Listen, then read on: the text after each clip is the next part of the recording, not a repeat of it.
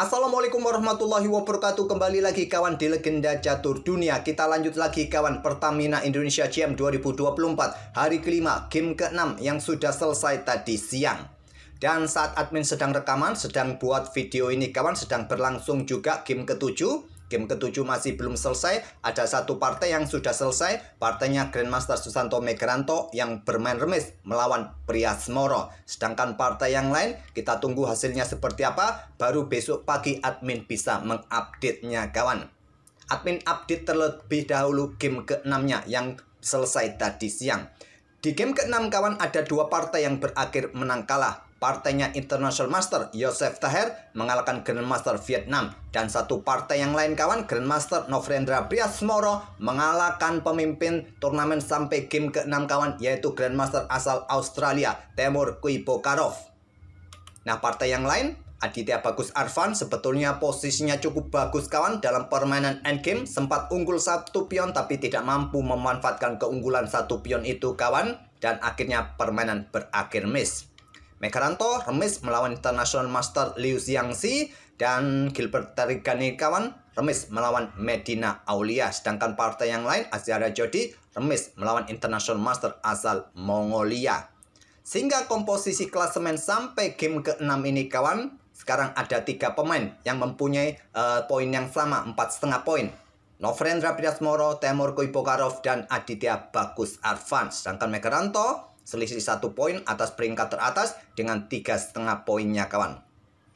Cukup bagus, ada 2 pecatur kita yang berada di posisi atas. Kalau bisa mempertahankan posisi sampai akhir turnamen, mungkin ada tie breaks atau gimana, admin juga tidak tahu kawan. Nanti seperti apa kita lihat saja nanti di hari terakhirnya seperti apa. Dan saya tadi sempat melihat pada game ke-7 kawan, diagram langkah keberapa di middle game kawan, Temur Kuibokarov ini bertemu dengan Medina Aulia dalam posisi yang sangat bagus. Kemungkinan di game ke-7-nya Temur Kuibokarov akan memetik kemenangan saat melawan Medina Aulia. Kita tunggu saja, semoga saja ada hasil yang bagus dari Medina saat pegang hitam melawan Temur Kuibokarov kawan. Dan untuk game yang saya sajikan pada game ke-6 untuk kita otak-atik ini, saya pilih permainan Grandmaster Nofrendra Prias Moro. Langsung ke gamenya, ke permainannya. Pion E4 diawali Nofrendra bermain dengan pion raja. Ada pion E5, kuda F3, kuda C6, Ruy Lopez dimainkan oleh Nofrendra. Pion A6, Morphy Defense, gajah mundur ke A4, kuda F6, Nofrendra rokade seperti biasa, gajah E7. Dan Nofrendra tidak memilih jalur permainan benteng E1 kawan seperti biasa. Nofrendra memutuskan untuk melakukan pertukaran. Pertukaran tertunda sekarang di atas papan dari permainan Ruy Lopez tertutup. Itulah yang sering saya sebutkan kawan, di mana ide Ruy Lopez selalu mengincar kuda C6. Di posisi ini selain gajah E7, pion B5 merupakan salah satu opsi utamanya untuk mencegah pertukaran. Tapi biasanya juga setelah gajah E7 biasanya benteng E1 kawan. Tapi memilih langsung pertukaran tertunda dipilih oleh Nofrendra. Ambil balik oleh pion D, baru pion D3. Jarang ada kuda yang caplok pion E5 karena kuda hitam juga bisa melakukan hal yang sama kawan. Pion D3 merupakan jawaban utamanya. Menteri D6 menjaga pion. Opsi yang lain pilihan utamanya adalah kuda D7 kawan. Pilihan kedua gajah ke petak D6 ini. Nah bagaimana jika kalian coba mengunci posisi kuda dengan gajah G4, ada pion H3. Nah ini akan memaksa pertukaran gajah dengan kuda kawan. Kalau kalian tetap mundur saja ke petak H5, ada pion G4, ada kuda B ke D2 kawan. Oke, kembali lagi ke langkah aslinya. Jadi hitam memilih menterinya ke petak D6 saja. Nofrendra kuda B ke D2. Di sini ada pion B5, bukan pilihan yang kuat menurut Stockfish dengan gajah E6 yang lebih kuat kawan. Untuk mempersiapkan apakah ingin rokade panjang ataupun pendek. Kalau kita lihat dari daftar rekomendasi engine yang terkuat bagi hitam nanti adalah rokade panjang kawan dengan gajah E6. Tapi dengan pion B5. Baru sekarang benteng E1 Nofrendra bermain dan ini merupakan ide baru kawan di langkah ke-9 yang belum pernah terjadi sebelumnya. Di game-game sebelumnya kawan, langkah seperti pion D4 ini merupakan pilihan utamanya. Pion B3 juga kawan. Kalau Stockfish menyukai dengan pion D4 atau benteng E1 atau bahkan pion A4 langsung. Dengan pion D4 kawan tidak akan berani pion pukul pion karena ada pion E5. garpu menteri garpu kuda. Kemungkinan di posisi ini jawaban hitam adalah kuda mundur ke petak D7 atau menteri bergeser ke petak E6 untuk menghindari garbuan ini kawan. Kembali lagi ke langkah aslinya kawan, jadi benteng E1 pilihan Novrendra, ide baru di langkah ke-9 dan berlanjut dengan pion C5. Ada pion A4 tantang Novrendra, ditolak dengan langkah benteng B8. Novrendra tetap membuka lajur A, pion A pukul pion B5, pion ambil balik pion B5, ditantang lagi oleh Novrendra pion C4. Kali ini ditolak sokong saja dengan pion C6 kawan. Tentu kalau diterima kawan, pion hitam tetap tumpuk di lajur C. Nah, memberikan tempat bagi kuda kawan di posisi yang bagus. Oleh karena itu sokong saja untuk tetap kontrol petak C4. Menteri keluar ke C2, lanjut Novrendra. Hitam amankan raja rokade. Novrendra angkat lagi menterinya ke ruang gelap C3. Ada kuda D7 untuk perkuat posisi pion E5-nya. Stockfish tidak terlalu menyukainya. Kurang kuat dengan langkah kuda D7, tapi cukup manusiawi. Cukup beralasan bagi kita untuk perkuat pion-pion pusat di petak gelap. Stockfish menyukai kembangkan perwira minor terakhir gajah E6. Lepaskan pion. Kalau dengan kuda, pion ini diambil, ada pion B4. Nah, bahaya, kuda jatuh. Menteri tidak bisa lagi kawal kuda ini kawan. Atau jika menteri yang ambil pion, hitam juga mendapatkan pion yang di sini sebagai gantinya. Tapi hitam memilih langkah manusiawi dengan langkah kuda mundur ke petak D7. Persiapan mungkin dengan pion F-nya kawan. Apakah juga didahului dengan pion G6 untuk dukungan pion F-nya melakukan counter attack? Siapa tahu? Novrendra kuda B3, pion G6. Ya, bisa saja kawan, Viajento nanti mundur.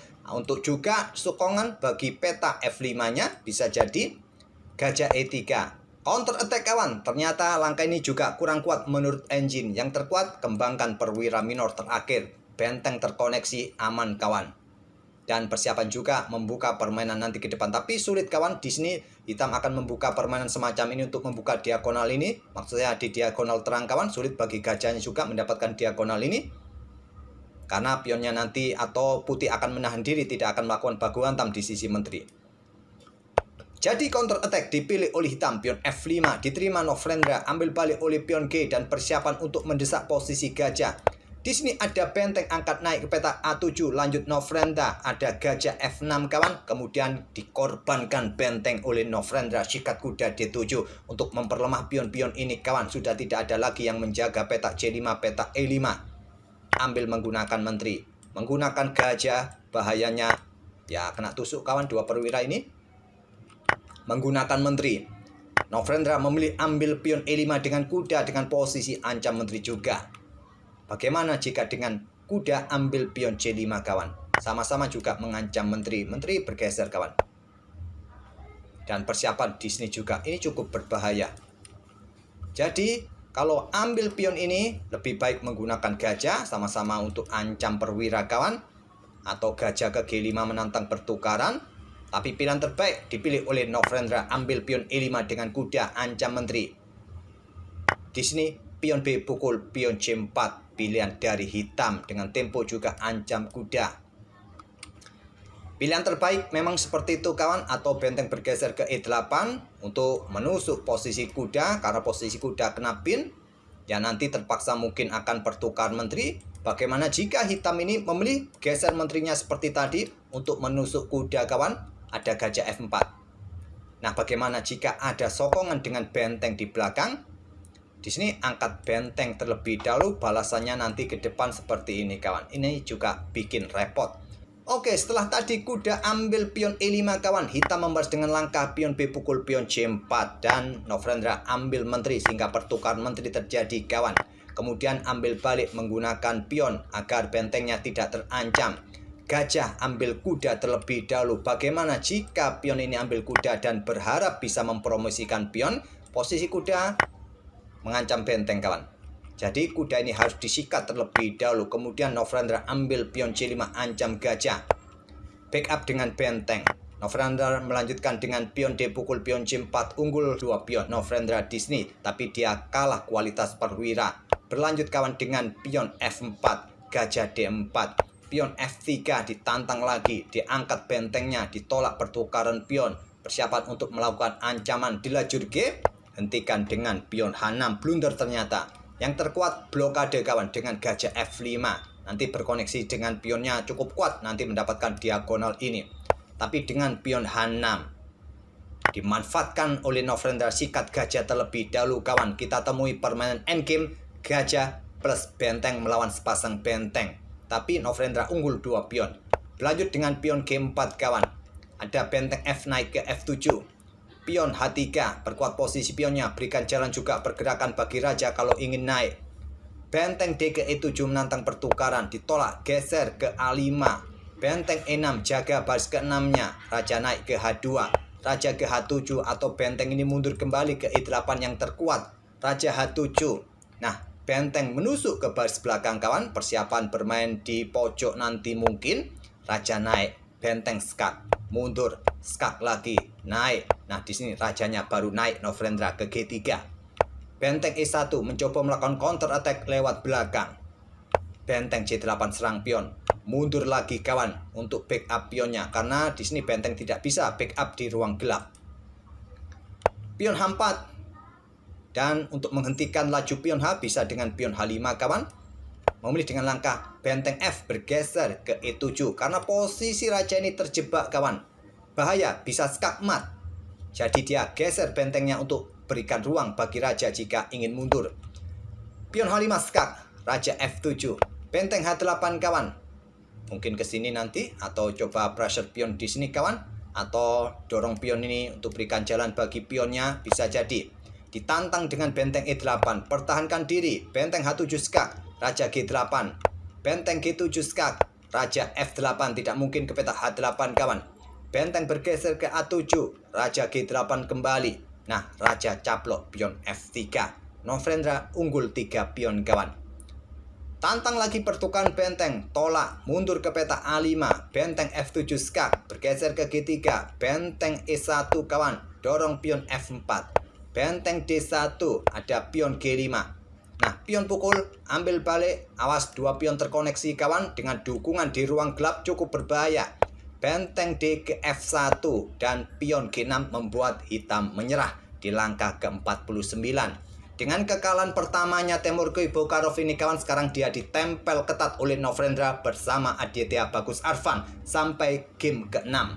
Baru besok admin akan update hasil sampai game ke-7-nya seperti apa. Kenapa menyerah di sini hitam kawan? Apakah dengan kekuatan sepasang bentengnya ini tidak bisa mempredeli pion-pion putih? Apabila benteng ini ditarik angkat naik ke peta F3 melakukan skak, raja simpel bergeser ke G2. Coba lihat, kalian tidak bisa melakukan skak di ruang gelap kawan, ada gajah. Dan pion ini cukup berbahaya, nanti diikuti benteng. Dorong terus, petak terakhir petak gelap kawan, bisa promosi. Saya rasa tak perlu saya lanjutkan lagi analisanya kawan. Kalian sudah lebih pintar mungkin daripada engine, daripada admin untuk menjelaskan posisi seperti ini. Kecuali kalian mabuk, kecuali kalian ngantuk kawan. Atau pas lagi dikejar-kejar pinjol mungkin kalian jadi bingung, tidak fokus, dan akhirnya kalah. Bisa jadi. Oke, itulah kawan kemenangan dari Priasmoro mengalahkan pemimpin turnamen sampai game ke-5 kawan, sehingga Novrendra Priasmoro bersama Aditya Bagus Arvan dan Temur Kuibokarov dengan 4,5 poin sampai game ke-6. Kita tunggu saja hasil game ke-7 dan besok bisa kita update. Terima kasih sudah mampir tiap hari. Dan kita akan bertemu di video-video berikutnya. Wassalamualaikum warahmatullahi wabarakatuh.